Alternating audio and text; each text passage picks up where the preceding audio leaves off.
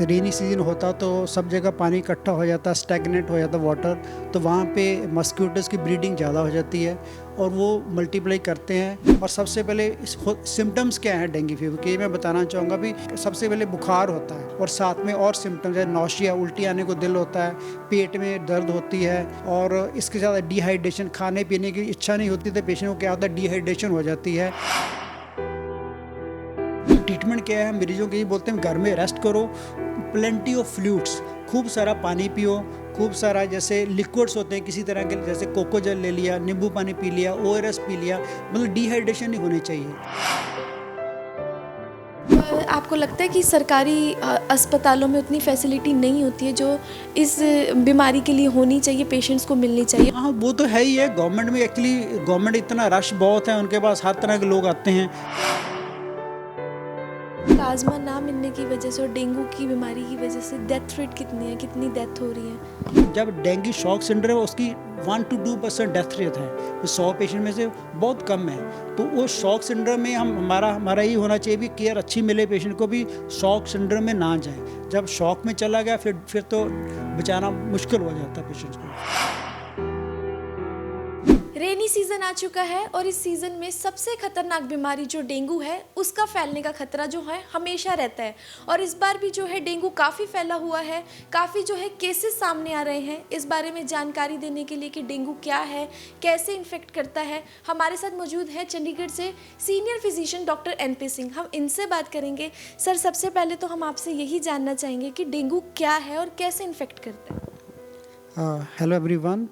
Actually dengue fever एक बहुत ही ख़तरनाक बीमारी है। ये सब ट्रॉपिकल और ट्रॉपिकल रीजन्स में बहुत ज़्यादा है, जैसे इंडिया है। और इसका है भी जब रेनी सीजन ख़त्म होता है, रेनी सीजन में नहीं होती, उसके ख़त्म होने के बाद स्टार्ट होती है। जैसे अभी सितंबर अक्टूबर में, जैसे आजकल अक्टूबर है तो पीक टाइम है डेंगू फीवर का। तो क्या होता है भी जब रेनी सीजन होता तो सब जगह पानी इकट्ठा हो जाता, स्टैगनेट हो जाता वाटर, तो वहाँ पे मस्क्यूटोज़ की ब्रीडिंग ज़्यादा हो जाती है और वो मल्टीप्लाई करते हैं। वो एक तरह का मस्क्यूटो होता है, एडिस मस्क्यूटो उसका नाम है। वो जब बाइट करता है, ज़्यादातर डे टाइम में बाइट करता है और उसमें एक क्या कहता है, इससे कैरियर जो एडिस जो डेंगू फीवर होता क्या, इसका डिटेल में बताना चाहूँगा। आपको पता होना चाहिए भी है क्या है। इससे वायरल इन्फेक्शन है, वायरस है, लेकिन डेंगू जो ये मॉस्किटो है, मच्छर है, एक कैरियर है। जैसे भी सपोज आपको डेंगू पहले वायरस हो चुका है डेंगू फीवर, तो मच्छर काटेगा, तो वो अगर वही मच्छर आपको काट के किसी और को काटेगा तो उसको डेंगू फीवर हो जाएगा। तो जो मॉस्किटो है एक कैरियर है जो वायरस को फैलाता है। तो इससे ऐसे डेंगू फीवर होता है। ये मतलब रेनी सीजन के बाद सितंबर अक्टूबर में और नवंबर तक भी चल जाता है और हर साल होता है। काफ़ी ज़्यादा मतलब हमारे जैसे हॉस्पिटल में आजकल चंडीगढ़ में बहुत ही जगह ही नहीं मिल रही लोगों को, और इसमें जो ट्रीटमेंट है वो भी मैं डिटेल में बताऊंगा। और सबसे पहले सिम्टम्स क्या हैं डेंगू फीवर के, मैं बताना चाहूँगा भी पेशेंट को होता क्या है। पेशेंट सबसे पहले बुखार होता है, बुखार हाई ग्रेड फीवर होता है, 102, 103, 104, और इसको ब्रेक बोन फीवर कहते हैं। जैसे हड्डी टूट जाती है ना, पेशेंट बहुत ही ज़्यादा सीवियर पेन होती है, बैक एक होती है, बॉडी एक्स होते हैं, और साथ में और सिम्टम्स है, नौशिया, उल्टी आने को दिल होता है, पेट में दर्द होती है, और इसके साथ डिहाइड्रेशन, खाने पीने की इच्छा नहीं होती तो पेशेंट को क्या होता है, डिहाइड्रेशन हो जाती है। तो उसके वजह से पेशेंट सिक भी हो जाता है। तो ये सिम्टम्स के साथ आता है पहले। और इसमें कैटेगराइजेशन होती है, भाई माइल्ड है, इसको माइल्ड डेंगू फीवर कहते हैं। एक होता है डेंगू हेमरेजिक फीवर, जब कहीं से ब्लीडिंग स्टार्ट हो जाती है। और तीसरा डेंगू शॉक सिंड्रोम, कुछ जब पेशेंट बिल्कुल बहुत सीरियस होता है, शॉक में चला जाता है, उसको डेंगू शॉक सिंड्रोम कहते हैं। तो इसी कैटेगराइजेशन है। तो इसका ट्रीटमेंट भी अलग अलग है। जैसे कि माइल्ड डेंगू फीवर है, जैसे घर में पेशेंट को आया, हम क्या करते हैं, पेशेंट का पहले टेस्ट करवाते हैं, उससे CBC कहते हैं, कंप्लीट ब्लड काउंट। उसमें देखते हैं अभी हीमोग्लोबिन की तरह, हेमाटोक्रिट की तरह। एक सबसे ज़रूरी है प्लेटलेट्स। इसकी अवेयरनेस में देना चाहूँगा व्यूअर्स को भी। प्लेटलेट्स एक सेल्स होते हैं जो हमारी ब्लीडिंग को रोकते हैं। तो इसमें डेंगू फीवर में क्या होता है, प्लेटलेट्स का काउंट कम हो जाता है। जब प्लेटलेट्स का काउंट कम हो जाएगा तो ब्लीडिंग होने के चांस हो जाते हैं। कहीं से ब्लीडिंग हो जाता है, जैसे नाक से ब्लीडिंग हो गया, मुंह से ब्लीडिंग शुरू हो गया, और हमारे स्किन के नीचे रैश हो जाता, उसको पर्टिकुलर हेमरेजेस बोलते हैं। आपका जो प्लेटलेट्स होते हैं वो हमारी ब्लीडिंग रोकने का काम करते हैं? बिल्कुल। हमारा प्लेटलेट का नॉर्मल काउंट 1.5 लाख से 4.5 लाख सब में होता है, ये नॉर्मल काउंट है। तो जब ये डेंगू फीवर होता है प्लेटलेट्स काउंट कम होने शुरू हो जाते हैं। तो हम जब पेशेंट का देखते हैं भी कितना काउंट है, जैसे पेशेंट आया हमारे पास 1.5 लाख है तो फीवर है, तो उसको हम कहते हैं भी घर में रहो, ज़्यादा इसको पेन किलर्स बिल्कुल नहीं खाने होते। कई बार कई लोग कोई आरएमपी डॉक्टर से मेडिसिन ले लेते हैं, वो इबुप्रोफेन ऐसी मेडिसिन, डिस्प्रिन, वो बिल्कुल नहीं खाने होते, क्योंकि ये जितने पेन किलर्स होते हैं ये प्लेटलेट काउंट को और कम कर देते हैं। तो सिर्फ इसमें ट्रीटमेंट क्या है, मरीजों के ये बोलते हैं घर में रेस्ट करो, प्लेंटी ऑफ फ्लूइड्स, खूब सारा पानी पियो, खूब सारा जैसे लिक्विड्स होते हैं किसी तरह के, जैसे कोको जल ले लिया, नींबू पानी पी लिया, ओआरएस पी लिया, मतलब डिहाइड्रेशन नहीं होनी चाहिए। और साथ में स्पोर्टिव ट्रीटमेंट देते हैं, जैसे नौशिया हो, पेंटोसिप, जैसे कोई पेट के लिए मेडिसिन दे दी, कोई नौशिया की, वॉमिटिंग की मेडिसिन, ये इसे जैसे स्पोर्टिव काइंड ऑफ ट्रीटमेंट जो हम मरीज को देते हैं माइल्ड फीवर में। तो फिर हम क्या करना होता है, हम हर रोज़ उनके सेल्स काउंट मॉनिटरिंग करते हैं, जैसे प्लेटलेट्स काउंट, जैसे हमारा क्राइटेरिया है कि 10,000 से कम हो जाते हैं फिर पेशेंट को एडमिट कर लेते हैं। फिर एडमिट में क्या करना होता है, फिर उनको प्लेटलेट ट्रांसफ्यूजन होते हैं। उसमें प्लेटलेट के जो होते हैं ना, प्लेट कैसे ट्रांसफ्यूज करते हैं, 2 तरह का होता है कि एक होता है सिंगल डोनर प्लाज्मा, एक डोनर फ्रेश डोनर होता है, वो मशीन के साथ उसके प्लाज्मा निकाल के उसी टाइम दूसरे मरीज को, जो पेशेंट है, उसको दे देते हैं। एक होता है random donor plasma. Random donor plasma होता है भी पहले के हम प्लेटलेट्स तैयार किए होते हैं, वो हम चढ़ा देते हैं। सर प्लाज्मा जो है वो आसानी से नहीं मिलता है क्या? मतलब डेंगू का जो प्लाज्मा है वो मिल जाता है, लोगों को प्रॉब्लम नहीं होती? क्योंकि प्लाज्मा जैसे कहा जाता है कि आसानी से नहीं मिल पाता।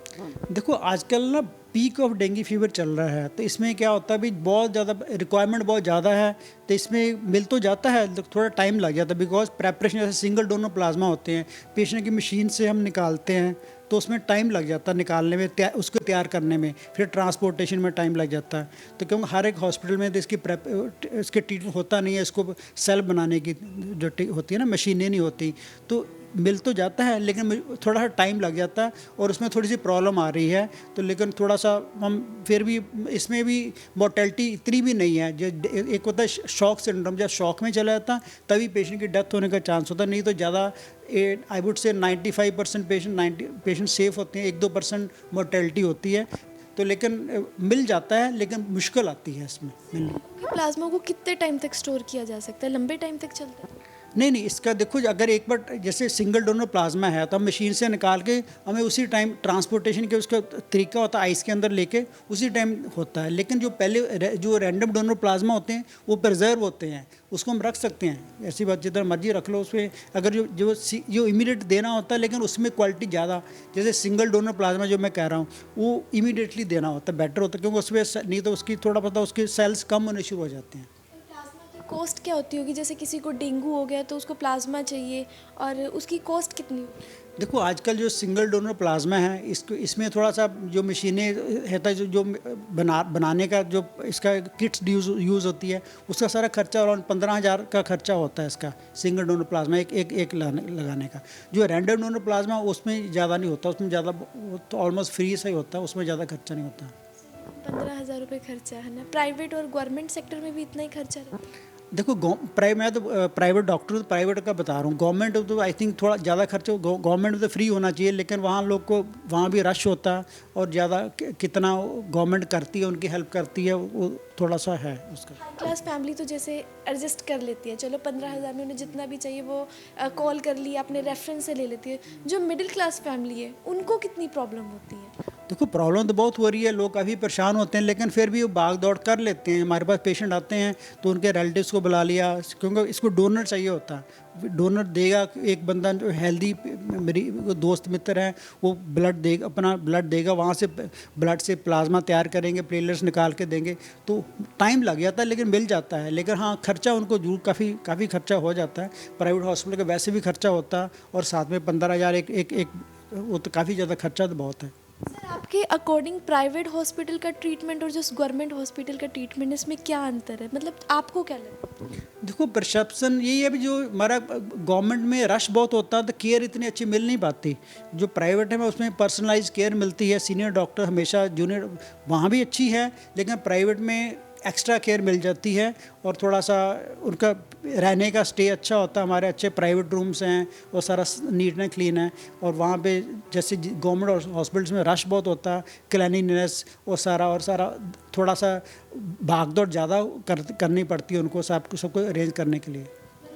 आपको लगता है कि सरकारी अस्पतालों में उतनी फैसिलिटी नहीं होती है जो इस बीमारी के लिए होनी चाहिए, पेशेंट्स को मिलनी चाहिए, और दूसरी बीमारी से भी रिलेटेड लगा? हाँ, वो तो है ही है। गवर्नमेंट में एक्चुअली गवर्नमेंट इतना रश बहुत है, उनके पास हर तरह के लोग आते हैं। तो हमेशा जैसे कोविड पेशेंट था, प्राइवेट हॉस्पिटल ने बहुत योगदान दिया उनको लाइफ सेव करने का। इस कोविड में भी, अभी डेंगू फीवर में भी ऐसे ही हो रहा, क्योंकि रश इतना है। अभी गवर्नमेंट में केयर इतनी हो नहीं पाती, ये लोग प्राइवेट में आते हैं हमारे पास तो, और अच्छी केयर मिल जाती है। आपको क्या लगता है कि सरकारों को इसके लिए क्या करना चाहिए? सरकारें आ रही हैं, आपको लगता है कि वो कदम उठा रही हैं? अगर नहीं उठा रही है तो क्या करना चाहिए उन्हें? आई थिंक गवर्नमेंट ट्राई तो कर रही है। They are opening up new hospitals, नए नए हॉस्पिटल बड़े बन रहे हैं। जैसे चंडीगढ़ में पहले, जब मेरे को बड़े सालों से मैं रहूँगा यहाँ पे प्रैक्टिस में, पहले सिर्फ पीजे ही होता था। अब 32 मेडिकल कॉलेज खुल गया, तभी जनरल हॉस्पिटल में को एक्सपेंड कर दिया। तो मतलब we need more hospitals, more dispensaries. वो तो है ही है, गवर्नमेंट उसका कोशिश कर रही है। हॉस्पिटल तो बहुत है, डिस्पेंसरी तो बहुत है, लेकिन उनमें फैसिलिटी नहीं है। मतलब आपको क्या लगता है? ठीक है, जितनी आई वुड से, जैसे चंडीगढ़ में को डिस्पेंसरीज हैं, लेकिन उनका सेटअप नहीं है। ये तो मैं भी बोलूँगा भी वहाँ पे उनको और मेडिकल ऑफिसर रखने चाहिए, अच्छी केयर करनी चाहिए, सो दैट जो कॉमन बंदा है, जो प्राइवेट हॉस्पिटल नहीं अफोर्ड कर सकता, वो भी वहाँ जा सके। आपको नहीं लगता कि ऐसा भी होना चाहिए कि प्लाज्मा लोग जो ढूंढने के लिए खुद जाते हैं, उन्हें घर बैठे मिल जाना चाहिए? अगर कोई प्रॉब्लम आ रही है कि फ़ोन करो, अगर अच्छा आपको प्लाज्मे की ज़रूरत है तो उन्हें प्रोवाइड करवा देना चाहिए। कुछ होना चाहिए इन फ्यूचर? देखो, होना तो चाहिए, बहुत कुछ होना चाहिए, लेकिन इट टेक्स टाइम। हमारे पॉपुलेशन इतनी ज़्यादा है, जैसे अभी हर एक चीज़ की शॉर्टेज, इतनी पॉपुलेशन है अभी, बहुत ही ज़्यादा रिक्वायरमेंट बढ़ जाती है, मिसमैच। जैसे कोविड था, हम बहुत ही क्राइसिस में, हमारा हॉस्पिटल भी आ गया था, रात ऑक्सीजन नहीं मिलती थी क्योंकि इतनी ज़्यादा रिक्वायरमेंट थी। अभी आजकल ये डेंगू फीवर है तो लोगों को प्लाज्मा नहीं मिल रहा, पॉपुलेशन बहुत ज़्यादा है और फैसिलिटी कम है। तो उसको बढ़ाना पड़ेगा, गवर्नमेंट को भी करना पड़ेगा, प्राइवेट को भी और एक्सपेंशन करना चाहिए भी, सो दैट इमीडिएटली, जैसे अभी वेटिंग पीरियड है, हमें प्लाज्मा तैयार करने में 3-4 घंटे लगते हैं इमीडिएटली। तो जैसे अगर इमीडिएटली मिल जाए तो बहुत अच्छी बात है, वो तो है ही है। प्लाज्मा ना मिलने की वजह से और डेंगू की बीमारी की वजह से डेथ रेट कितनी है, कितनी डेथ हो रही है? देखो, डेथ रेट जो हो रही है, जब ज़्यादा जरूरी नहीं भी डेंगू इससे होती हैं भी, प्लेटलेट्स कम होने से। वो पेशेंट की एक तरह का होता भी, जब 4-5-6 दिन के बाद पेशेंट का एक कैपिलरी लीक सिंड्रोम कहते हैं कि अंदर से जो सेल्स लीक करना शुरू कर जाते हैं और पानी इकट्ठा होना शुरू बॉडी में, और जो ब्लड के अंदर उसकी मात्रा कम हो जाती है और पेशेंट शॉक में चला। शॉक का मतलब होता है कि पेशेंट का ब्लड प्रेशर कम हो गया, चक्कर आने शुरू हो जाते हैं। तो उस शॉक सिंड्रोम में जाने के बाद सांस लेने की दिक्कत आ सकती है और पेशेंट को कई बार वेंटिलेटर भी आ जाते हैं। और वो जब डेंगू शॉक सिंड्रोम है, उसकी 1-2% डेथ रेट है, 100 पेशेंट में से बहुत कम है। तो वो शॉक सिंड्रोम में हमारा ये होना चाहिए भी, केयर अच्छी मिले पेशेंट को भी, शॉक सिंड्रोम में ना जाए। जब शॉक में चला गया फिर तो बचाना मुश्किल हो जाता है पेशेंट्स को। वैसे तो डेंगू हर साल ही फैलता है, लेकिन अब के आंकड़ों की बात करें तो आपके अकॉर्डिंग इस सीज़न अब तक कितने डेंगू केस आ चुके हैं सामने? अभी तो चंडीगढ़ का आई थिंक अराउंड 280 केसेस आ चुके हैं अक्टूबर मंथ में अभी तक। तो अभी कई बार हम पूरी स्टैटिस्टिक्स सही भी नहीं होते हैं जितना, क्योंकि कई बार रिपोर्टिंग कम हो जाती है। इस बार बहुत, लास्ट टाइम इतने केसेस नहीं थे, इस साल बहुत ज़्यादा केसेस हैं। तो ये वेरी करता है, हर साल होता है, इसी मंथ में होता है। और इसकी एक डेमोग्राफी चेंजेस आ जाते हैं, जैसे इस साल थोड़ा ज़्यादा ग्राफ है, इससे केसेस ज़्यादा आ रहे हैं इस बार। आप लोगों को के अवेयर रहने के लिए डेंगू से क्या कहना चाहोगे कि किस तरीके से अवेयर? हाँ, आई थिंक मैं सबको यही बोलना चाहूँगा भी, इसमें प्रिवेंशन क्या है, बचाव कैसे कर सकते हो। बिकॉज इसमें है भी, जैसे घर में भी कंटेनर्स होते हैं, कोई पुराने पॉट्स होते हैं टूटे, उसमें पानी खड़ा रहे, कहीं भी स्टैग्नेंट वाटर है, और वो कोशिश करना चाहिए सबको कि वहाँ कोई भी पानी इकट्ठा ना हो, स्टैग्नेंट ना हो। बिकॉज वहाँ पे ब्रीडिंग हो जाती है, मॉस्किटो वो लार्वा होते हैं, वहाँ से ब्रीड करता है, मल्टीप्लाई शुरू हो जाते हैं। एक तो ये है। सेकंड, गवर्नमेंट को चाहिए कि फॉगिंग होती है, सारे सिटी में फॉगिंग हो जाए जिससे मॉस्किटो मार सकें।